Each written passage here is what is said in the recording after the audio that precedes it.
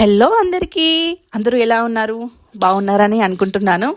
ఈరోజు మా ఇంట్లో సండే స్పెషల్ ఏంటో చూపిస్తాను, వచ్చేసేయండి. ఈరోజు మా ఇంట్లో నేను చేసిన మటన్ గ్రేవీ అండి.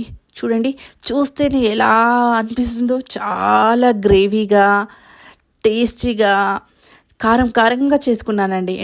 ఎందుకంటే నాకు కొంచెం జలుబులాగా అనిపిస్తుంది. సో ఇది తింటే జలుబు కొంచెం తగ్గిపోతుందేమో అని ఇదితో.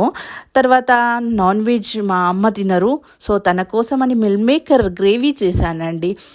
ఎందుకంటే నేను ఈరోజు చేసిన దాంట్లో రైస్ బగారా చేశాను.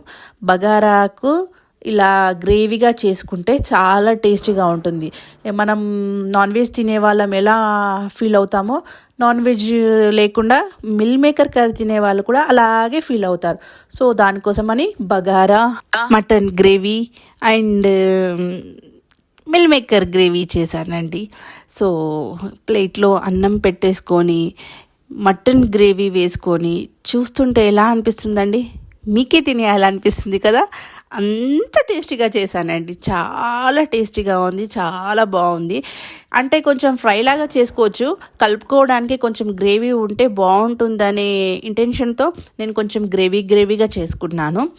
సో నా జలుబు అంతా పోవాలి అనుకుంటున్నానండి, అంత స్పైసీగా తింటున్నాను. నోట్లో పెట్టేసుకుంటే ఉందండి అసలు ఆ ఫుడ్, ఆ కారం, మసాలా ఎంత టేస్టీగా ఉందో అండి. నాకైతే బగారా అంటే చాలా ఇష్టం అండి. ఆ బగారాలోకి నాన్ వెజ్ వేసుకొని తింటుంటే చాలా టేస్టీగా ఉంటుందండి. మీరు ఏమైనా అనుకోండి, నాకు నాన్ వెజ్ అంటే ఇష్టం, వెజ్ కూడా ఇష్టం. కానీ వెజ్ కంటే కూడా నాన్ వెజ్ని కొంచెం ఎక్కువ ఇష్టపడతాను. చాలా టేస్టీగా ఉందండి. మీరు కూడా ట్రై చేయండి కార్తీక మాసం అయిపోయిన తర్వాత. ఓకేనా? థ్యాంక్ యూ అందరికీ. Bye bye.